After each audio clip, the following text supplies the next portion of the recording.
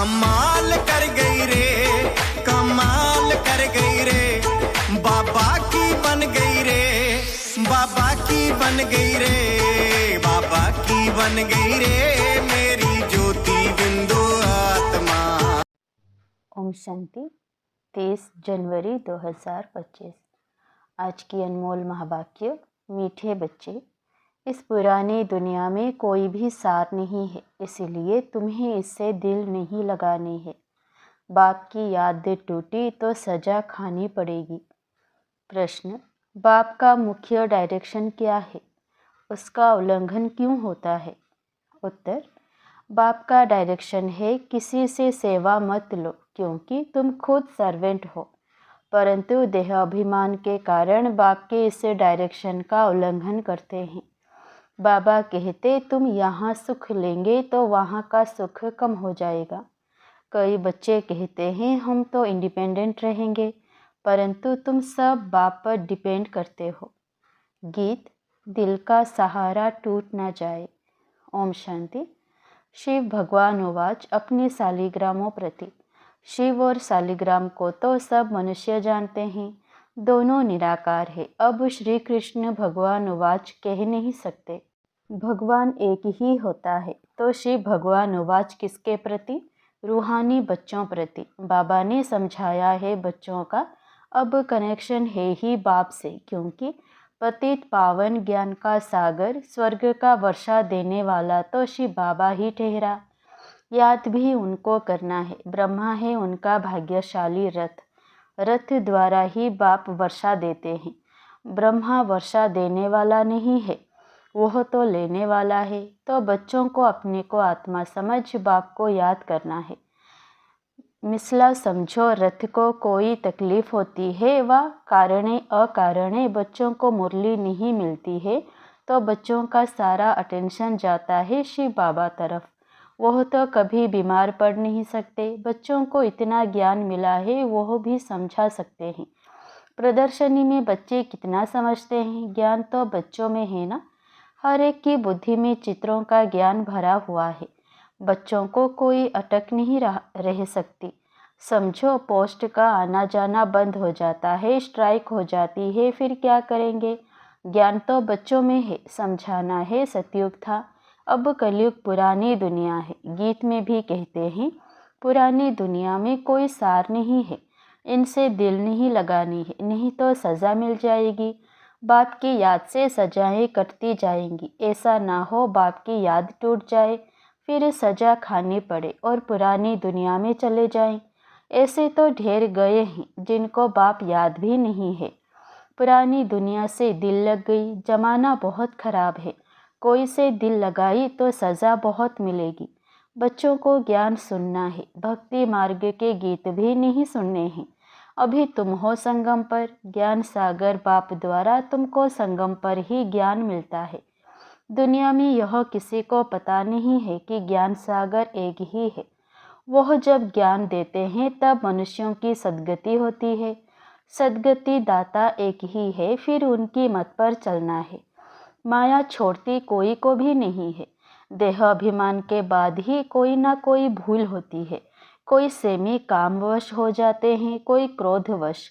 मनसा में तूफान बहुत आते हैं, प्यार करें ये करें, कोई के शरीर से दिल नहीं लगानी है। बाप कहते हैं अपने को आत्मा समझो तो शरीर का भान ना रहे, नहीं तो बाप की आज्ञा का उल्लंघन हो जाता है। देह अहंकार से नुकसान बहुत होता है, इसलिए देह सहित सब कुछ भूल जाना है। सिर्फ बाप को और घर को याद करना है। आत्माओं को बाप समझाते हैं शरीर से काम करते मुझे याद करो, तो विकर्म भस्म हो जाएंगे। रास्ता तो बहुत सहज है, यह भी समझते हैं तुमसे भूलें होती रहती है, परंतु ऐसा ना हो भूलों में फंसते ही जाओ। एक बारी भूल हुई फिर वह भूल नहीं करनी चाहिए। अपना कान पकड़ना चाहिए, फिर यह भूल नहीं होगी। पुरुषार्थ करना चाहिए। अगर घड़ी घड़ी भूल होती है तो समझना चाहिए हमारा बहुत नुकसान होगा। भूल करते करते तो दुर्गति को पाया है ना। कितनी बड़ी सीढ़ी उतरकर क्या बने हैं। आगे तो यह ज्ञान नहीं था। अभी नंबरवार पुरुषार्थ अनुसार ज्ञान में सब प्रवीण हो गए हैं। जितना हो सके अंतर्मुखी भी रहना है। मुख से कुछ कहना नहीं है। जो ज्ञान में प्रवीण बच्चे हैं वह कभी पुरानी दुनिया से दिल नहीं लगाएंगे। उनकी बुद्धि में रहेगा हम तो रावण राज्य का विनाश करना चाहिए। यह शरीर भी पुराना रावण संप्रदाय का है, तो हम रावण संप्रदाय को क्यों याद करें? एक राम को याद करें। सच्चे पिता व्रता बने ना। बाप कहते हैं मुझे याद करते रहो तो तुम्हारे विकर्म विनाश हो जाएंगे। पिता व्रता अथवा भगवान व्रता बनना चाहिए। भक्त भगवान को ही याद करते हैं कि हे भगवान आकर हमें सुख शांति का वर्षा दो। भक्ति मार्ग में तो कुर्बान जाते हैं, बलि चढ़ते हैं। यहाँ बलि चढ़ने की बात तो है नहीं। हम तो जीते जी मरते हैं, गोया बलि चढ़ते हैं। यह है जीते जी बाप का बनना, क्योंकि उनसे वर्षा लेना है, उनकी मत पर चलना है। जीते जी बलि चढ़ना, वारी जाना वास्तव में अभी की बात है। भक्ति मार्ग में वह फिर कितना जीवघात आदि करते हैं। यहाँ जीवघात की बात नहीं। बाप कहते हैं अपने को आत्मा समझो, बाप से योग लगाओ, देह अभिमान में नहीं आओ। उठते बैठते बाप को याद करने का पुरुषार्थ करना है। 100% पास तो कोई हुआ नहीं है, नीचे ऊपर होते रहते हैं। भूलें होती है, उस पर सावधानी नहीं मिलेगी तो भूलें छोड़ेंगे कैसे? माया किसी को भी छोड़ती नहीं है। कहते हैं बाबा हम माया से हार जाते हैं, पुरुषार्थ करते भी हैं, फिर पता नहीं क्या होता है। हमसे इतनी कड़ी भूलें पता नहीं कैसे हो जाती है। समझते भी हैं ब्राह्मण कुल में इससे हमारा नाम बदनाम होता है, फिर भी माया का ऐसा वार होता है जो समझ में नहीं आता। देह अभिमान में आने से जैसे बेसमझ बन जाते हैं, बेसमझी के काम होते हैं तो ग्लानि भी होती, वर्षा भी कम हो जाता। ऐसे बहुत भूलें करते हैं। माया ऐसा जोर से थप्पड़ लगा देती है जो खुद तो हार खाते हैं और फिर गुस्से में आकर किसी को थप्पड़ व जूता आदि मारने लग पड़ते हैं, फिर पश्चाताप भी करते हैं। बाबा कहते हैं कि अब तो बहुत मेहनत करनी पड़े, अपना भी नुकसान किया तो दूसरे का भी नुकसान किया, कितना घाटा हो गया। राहु का ग्रहण बैठ गया। अब बाप कहते हैं दे दान तो छोटे ग्रहण। राहु का ग्रहण बैठता है तो फिर वह टाइम लेता है, सीढ़ी चढ़कर फिर उतरना मुश्किल होता है। मनुष्य को शराब की आदत पड़ती है तो फिर वह छोड़ने में कितनी मुश्किलात होती है। सबसे बड़ी भूल है काला मुंह करना। घड़ी घड़ी शरीर याद आता है, फिर बच्चे आदि होते हैं तो उनकी ही याद बनी रहती है। वह फिर दूसरों को ज्ञान क्या देंगे, उनका कोई सुनेंगे भी नहीं। हम तो अभी सबको भूलने की कोशिश कर एक को याद करते हैं, इसमें संभाल बहुत करनी पड़ती है। माया बड़ी तीखी है। सारा दिन शिव बाबा को याद करने का ही ख्याल रहना चाहिए। अब नाटक पूरा होता है, हमको जाना है, यह शरीर भी खत्म हो जाना है। जितना बाप को याद करेंगे तो देह अभिमान टूटता जाएगा और कोई की भी याद नहीं होगी। कितनी बड़ी मंजिल है, सिवाय एक बाप के और कोई के साथ दिल नहीं लगानी है, नहीं तो ज़रूर वह सामने आएंगे, वेर ज़रूर लेंगे। बहुत ऊंची मंजिल है, कहना तो बड़ा सहज है। लाखों में कोई एक दाना निकलता है। कोई स्कॉलरशिप भी लेते हैं ना, जो अच्छी मेहनत करेंगे ज़रूर स्कॉलरशिप लेंगे। साक्षी हो, देखना है कैसे सर्विस करता हूँ। बहुत बच्चे चाहते हैं जिस्मानी सर्विस छोड़ इसमें लग जावें, परंतु बाबा सर्कमस्टांस भी देखते हैं। अकेला है, कोई संबंधी नहीं है तो हर्जा नहीं, फिर भी कहते हैं नौकरी भी करो और यह सेवा भी करो। नौकरी में भी बहुतों के साथ मुलाकात होगी। तुम बच्चों को ज्ञान तो बहुत मिला हुआ है, बच्चों द्वारा भी बाप बहुत सर्विस कराते रहते हैं। कोई में प्रवेश कर सर्विस करते हैं। सर्विस तो करनी ही है, जिनके माथे मामला वो कैसे नींद करें। शिव बाबा तो है ही जागती ज्योत। बाप कहते हैं मैं तो दिन रात सर्विस करता हूँ, थकता शरीर है, फिर आत्मा भी क्या करे, शरीर काम नहीं देता है। बाप तो अथक है ना, वह है जागती ज्योत, सारी दुनिया को जगाते हैं। उनका पार्ट ही वंडरफुल है। जिसको तुम बच्चों में भी थोड़े जानते हैं। कालों का काल है बाप, उनकी आज्ञा नहीं मानेंगे तो धर्मराज से डंडा खाएंगे। बाप का मुख्य डायरेक्शन है किसी से सेवा मत लो, परंतु देहाभिमान में आकर बाप की आज्ञा का उल्लंघन करते हैं। बाबा कहते तुम खुद सर्वेंट हो, यहाँ सुख लेंगे तो वहाँ सुख कम हो जाएगा। आदत पड़ जाती है तो सर्वेंट बिगड़ रह नहीं सकते।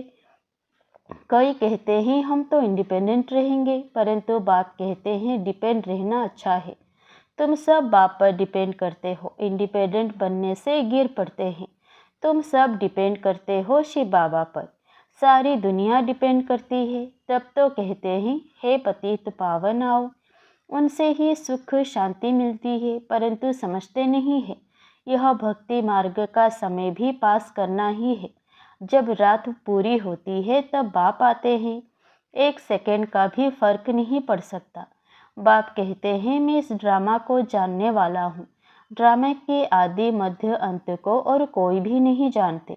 सतयुग से लेकर यह ज्ञान प्राय लोप है। अभी तुम रचयिता और रचना के आदि मध्य अंत को जानते हो, इसको ही ज्ञान कहा जाता है। बाकी सब है भक्ति। बाप को नॉलेजफुल कहते हैं, हमको वह नॉलेज मिल रही है।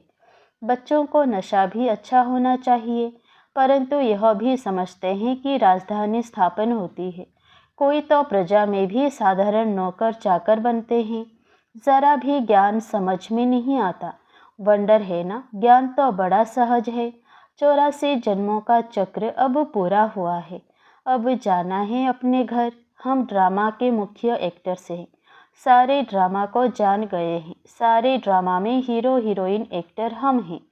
कितना सहज है, परंतु तकदीर में नहीं है तो तदबीर भी क्या करे।